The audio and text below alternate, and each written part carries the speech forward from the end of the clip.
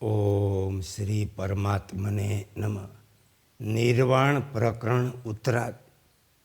કુટીરમાં આવ્યા પછી વશિષ્ઠજીને પોતાના શરીરની જગ્યાએ એક ધ્યાનસ્થ સિદ્ધના દર્શન. તેમના સંકલ્પની નિવૃત્તિથી કુટીર ઉપસાર સિદ્ધનું નીચે પડવું અને વશિષ્ઠજીને તેણે પોતાના વૈરાગ્યપૂર્ણ જીવનનું વૃત્તાંત કહેવું. શ્રી વશિષ્ઠજીએ કહ્યું, રઘુનંદન, આ પ્રમાણે ધારણા દ્વારા સિદ્ધ થઈને પૃથ્વી વગેરે રૂપે જગત શરીરનું અવલોકન કર્યા પછી પૂર્વોક્ત કુતુલ દર્શનના સંકલ્પ અને પ્રયત્નથી નિવૃત્ત થઈ હું ફરી અગાઉના સમાધિ સ્થાન આકાશકોટીના પ્રદેશ તરફ પાછો આવ્યો. ત્યાં આવીને જોઉં છું કે મારું પોતાનું શરીર ક્યાંય પણ સ્થિત દેખાતું નથી. ત્યાં પોતાની સામે બેઠેલા કોઈ બીજા સિદ્ધ પુરુષને હું જોઈ રહ્યો, જે એકલો જ છે. તે સિદ્ધ સમાધિનિષ્ઠ થઈને બેઠો અભીષ્ટ પરમ પદને પ્રાપ્ત થઈ ચૂક્યો હતો. તે પદ્માસનમાં બેઠો પરમ શાંત હતો, સમાધિમાં સ્થિર ચિત્ત હતું. કપાળમાં ભસ્મના ત્રિપુણથી યુક્ત સૌમ્ય ભરાવદાર ખંભાથી તેનો કંઠ પ્રદેશ બહુ સુંદર લાગતો. તેનું મન ઉદાર બ્રહ્મ તત્વમાં વિશ્રામ દઈ રહ્યું, તેથી તેનું શરીર સ્થિર અને મુખ પ્રસન્ન હતું. તે પ્રસન્ન મુખથી શોભતા તેના મસ્તકની જે નિશ્ચલ અવસ્થા હતી તેના કારણે તે સિદ્ધ બહુ સુંદર દેખાતો.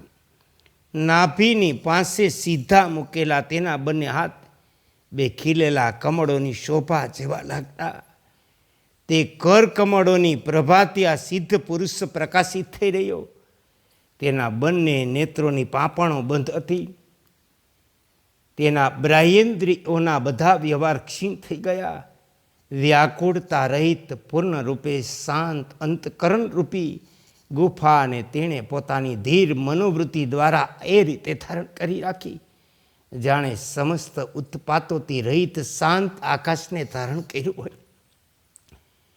તે કુટીરમાં જ્યારે મેં પોતાનું શરીર ન જોયું, સામે તે મુનિને જોયા, ત્યારે મેં પોતાના શુદ્ધ ચિત્ત દ્વારા ત્યાં પ્રમાણે વિચાર કર્યો. આ કોઈ મહાન વિદ્વાન મહાત્મા લાગે, જે મારી જેમ સમજી વિચારીને એકાંતમાં આકાશમાં વિશ્રામ કરવાની ઈચ્છાથી આ દિગ્વંતમાં આવી પહોંચ્યા. હું સમાધિને યોગ્ય એકાંત સ્થાન પ્રાપ્ત કરી લઉં, આ ચિંતામાં પડીને આ મહાત્મા અહીં આવ્યા. આમને આ કુટીર મળી. ત્યારબાદ લાંબા સમય સુધી હું પાછો ન આવ્યો. ત્યારે હું પાછો આવીશ એ વાત તેમના ધ્યાનમાં ન આવી અને આમણે સબરૂપે પડેલ મારા શરીરને અહીંથી હટાવી પોતે આ કુટીરમાં આસન જમાવી દીધું. મારું તે શરીર તો હવે નષ્ટ થઈ ગયું, તેથી હવે આ સૂક્ષ્મ શરીરથી હું મારા સપ્તર્ષિ લોકમાં જાઉં એવો નિશ્ચય કરીને જેવો ત્યાંથી જવા તૈયાર થયો, ત્યારે જ મારા પૂર્વ સંકલ્પનો ક્ષય થઈ જવાથી તે કુટીર અદૃશ્ય થઈ ગઈ. ત્યાં માત્ર આકાશ મંડળ રહી ગયું. પછી તો સમાધિમાં સ્થિત થયેલા તે સિદ્ધ મહાત્મા નિરાધાર થઈ નીચે પડવા લાગ્યા. મેં પહેલાં એવો સંકલ્પ કર્યો હતો કે જ્યાં સુધી હું અહીં રહું ત્યાં સુધી આ કુટીર પણ રહે, પરંતુ હવે તે સંકલ્પ ક્ષીણ થઈ જવાથી કુટિયા નષ્ટ થઈ ગઈ. સિદ્ધ મહાત્મા ત્યાંથી પડી ગયા. ત્યારે સજ્જનતા યા કુતુલતા વશ હું તે નીચે પડી રહેલ સિદ્ધ પુરુષની સાથે તે મનોમય શરીરથી આકાશમાંથી પૃથ્વી તરફ ચાલ્યો. પડતી વેરાએ તેમનો પગ પૂર્વવત્ત પૃથ્વીને જઈને અટકો, માથું ઉપર તરફ રહ્યું. તેઓ પદ્માસન લગાવેલી સ્થિતિમાં પડ્યા હતા. તેમણે તેમના પ્રાણ દ્વારા અપાન વાયુને ઉપર તરફ ખેંચી રાખ્યો. તેથી તેઓ પહેલાં જે રીતે બેઠા હતા તે જ અવસ્થામાં આકાશમાંથી નીચે આવી ગયા. તેઓ એટલા ઊંચેથી પડવા છતાં સમાધિમાંથી જાગ્યા નહીં, કેમ કે ચિત્ત દઢતાથી પરમાત્મા સાથે જોડાયેલ હોવાના કારણે તેઓ અચેતન જેવા થઈ ગયા. આ ઉપરાંત તેમનું કોઈ અંગ પણ તૂટ્યું નહીં, કેમ કે તેઓ યોગના પ્રભાવથી રૂના ઢગલાની જેમ બહુ હલકા બની ગયા હતા. ત્યારે મેં તેમને સમાધિમાંથી જગાડવા માટે પ્રયત્ન કર્યો. વાદળનું રૂપ ધારણ કરીને આકાશમાં ગડગડાટ સાથે વરસાદ શરૂ કરી દીધો. કરા વજ્ર પડવા લાગ્યા. જેમ વાદળો અને વરસાદ મોરને જગાડે તે પ્રમાણે મેં મારી બુદ્ધિ દ્વારા દેહ સિદ્ધ પુરુષને જગાડ્યા. સમાધિથી જાગ્યા પછી તેમના તમામ અંગોની શોભા પ્રકાશિત થવા લાગી. તેમના નેત્ર ખીલી ઉઠ્યા. તે સમયે તેઓ એવા લાગતા જાણે વર્ષા કાળમાં ધારાવાહિક વૃષ્ટિથી વિકસિત થયેલું કમળોનું વન હોય. સમાધિમાંથી જાગ્યા પછી મેં તેમને શુદ્ધ ભાવે પૂછ્યું કે મુનીશ્વર, તમે ક્યાં છો? આ શું કરી રહ્યા? તમે કોણ છો? આટલી દૂરથી તમે નીચે પડ્યા છતાં તમે પોતાના ચિત્તમાં તેનો અનુભવ કેમ કરતા નથી? મારા આ પ્રમાણે પૂછવાથી તેમણે મારી સામે જોયું. પછી પોતાની પૂર્વગતિનું સ્મરણ કરીને તેઓ મને તે પ્રમાણે સુંદર વચન બોલ્યા, જેમ ચાતક મેઘ પ્રત્યે બોલે. સીધે કહ્યું કે બ્રહ્મન, જ્યાં સુધી હું મારી વાતનું સ્મરણ ન કરી લઉં ત્યાં સુધી તમે મારા ઉત્તર માટે પ્રતીક્ષા કરો. હું તમને મારી બધી વાત કહીશ. આટલું કહીને તેમણે પોતાના પૂર્વ વૃત્તાંતને તુરંત યાદ કર્યું. ત્યાર પછી તેઓ ચંદ્રમાના કિરણો જેવી શીતળ મધુર વાણીમાં મને કહેવા લાગ્યા કે હે બ્રહ્મન, સીધે કહ્યું કે હે બ્રહ્મન, અત્યારે મેં તમને ઓળખી લીધા, તેથી પ્રણામ કરું. અત્યાર સુધી આવું ન કરવાથી મારા દ્વારા જે અપરાધ થયો તેને તમે ક્ષમા કરો. કેમ કે ક્ષમા સત્પુરુષોનો સ્વભાવ છે. એ મને જેમ કમળોમાં ભ્રમરો ભ્રમણ કરે તે જ પ્રમાણે મેં લાંબા સમય સુધી ભોગરૂપી સુગંધથી પૂર્ણ મોહકારક દેવો ધાન્ય ભૂમિઓમાં દીર્ઘકાળ સુધી ભ્રમણ કર્યું. ત્યાર પછી ચિત્તરૂપી જળ તરંગોના હિલોળાયુક્ત દસ્યરૂપી નદીમાં તેના વમળો દ્વારા નિરંતર વહી રહેલ એવા મેં દીર્ઘકાળ પછી વિવેક જાગૃત થયા પછી સંસારથી ઉદ્વિગ્ન થઈને આ પ્રમાણે વિચાર કર્યો, અહો, આ સંસારમાં રૂપ, રસ, શબ્દ, સ્પર્શ, ગંધ સિવાય બીજી કોઈ વસ્તુ છે નહીં. તેથી આટલા માત્રમાં આવા તુચ્છ વિષય ભોગોમાં હું શા માટે રમણ કરું? વિષયોમાં વિષની વિષમતા ભરેલી છે. સુંદર સ્ત્રીઓ કામરૂપ મોહને જ આપનારી છે. રાગ સરસ પુરુષને પણ વિરસતા પ્રદાન કરનારા. આમાં રમણ કરનાર કયો પુરુષ નષ્ટ નથી થતો? આ શરીરમાં શીઘ્ર પ્રાપ્ત થનારી વૃદ્ધાવસ્થા એક વિશાળ બગલી જેવી. તે એવું વિચારતી રહી કે મને આ જીવરૂપી કિચડિયા શેવાળમાંથી મોટી માછલી મળી ગઈ. એ જ ભાવથી તે આ શરીરને તુરત ઘોડિયો કરી જવાય છે. આ શરીર સમુદ્રમાં દેખાતા પરપોટા જેવું તુરત નષ્ટ થઈ જનારું છે. તે પ્રત્યક્ષ દેખાતું હોવા છતાં પણ એકાએક દીવાની જ્યોતની જેમ બુઝાઈને અદસ્ય થઈ જાય. આ જીવન એક મહાનદી છે. તેમાં નાના પ્રકારના વિક્ષેપ, મોટી મોટી લહેરો જેવા કાળચક્ર જ એમાં વમળ, જન્મ મૃત્યુ એના બે વિશાળ કિનારા. તેમાં સુખ દુઃખની નાની મોટી લહેરો ઉઠે. યુવાનીનો આનંદ એનું કીચડ, વૃદ્ધાવસ્થાના ધોળા વાળ એનું શ્વેત ફીણ. ક્યારેક કાક તાલી કાગડાને બેસવું અને દાળને ભાંગવાની જેમ સુખના પરપોટા ઉપસી આવે. વ્યવહાર જ એના વેગીલા પ્રવાહની રેખા.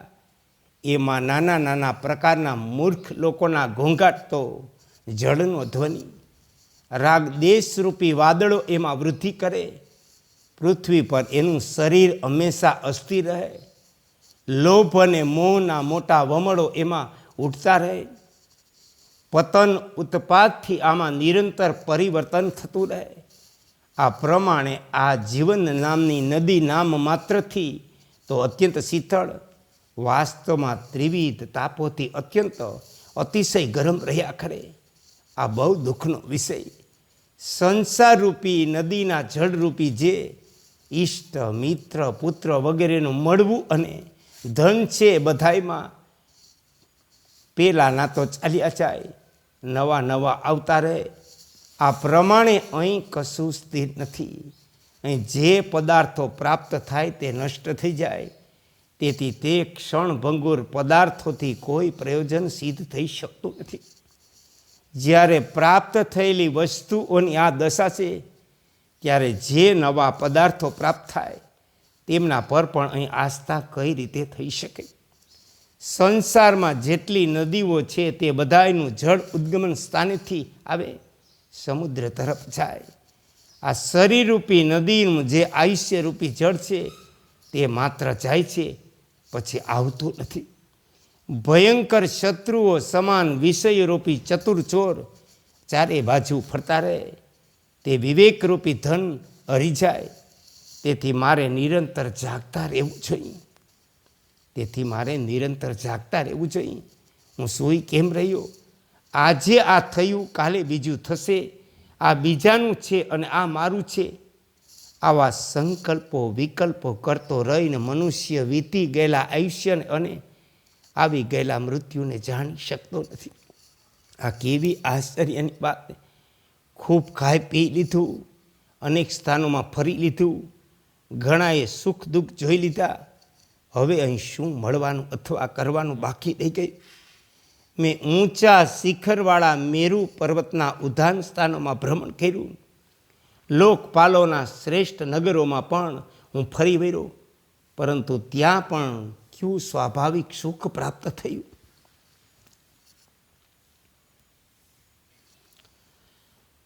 ધન મિત્ર સુખ ભાઈ બંધુ કોઈ પણ મૃત્યુના મુખમાંથી બચાવી શકતું નથી.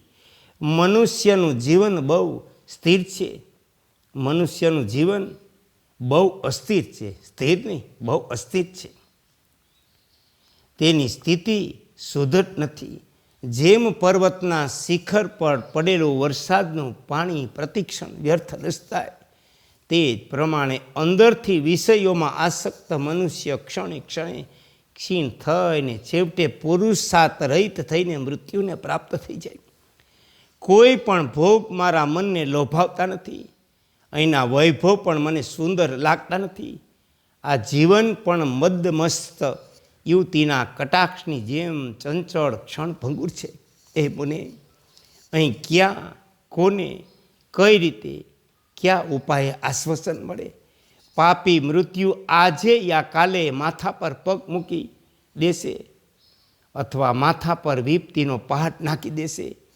આ શરીર પાંદડાની જેમ એક દિવસ ખરી પડવાનું. જીવનની સ્થિતિ પણ જર્જરિત છે. બુદ્ધિ અધીરતાથી ગ્રસ્ત છે અને વિષયોના રસ નીરસ થઈ ગયા. નીરસ વિષય તેમના મનોરથ મારા લાંબા આયુષ્યને હરી લઈ ગયા. એમનાથી મારા માટે કોઈ ચમત્કારિક પુરુષાર્થ સિદ્ધ ન થયો. આજે મારો મોહ મંદ પડી ગયો. આ શરીરનો આ જગતમાં કોઈ ઉપયોગ નથી.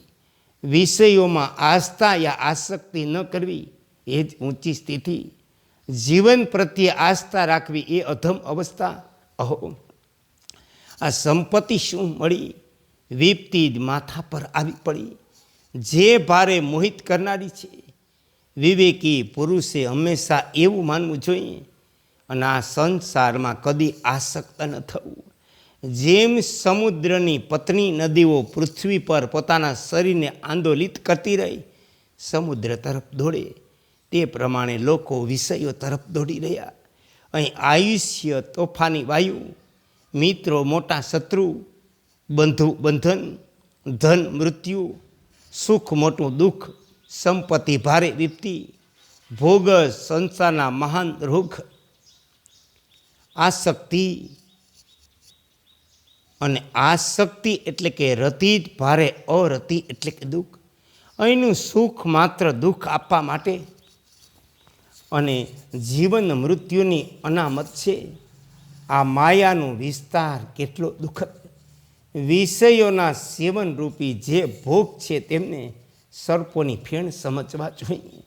કેમ કે થોડો સ્પર્શ થતાં ડંખ મારે, વિચારપૂર્વક જોતા પ્રતિક્ષણ વિનાશશીલ છે.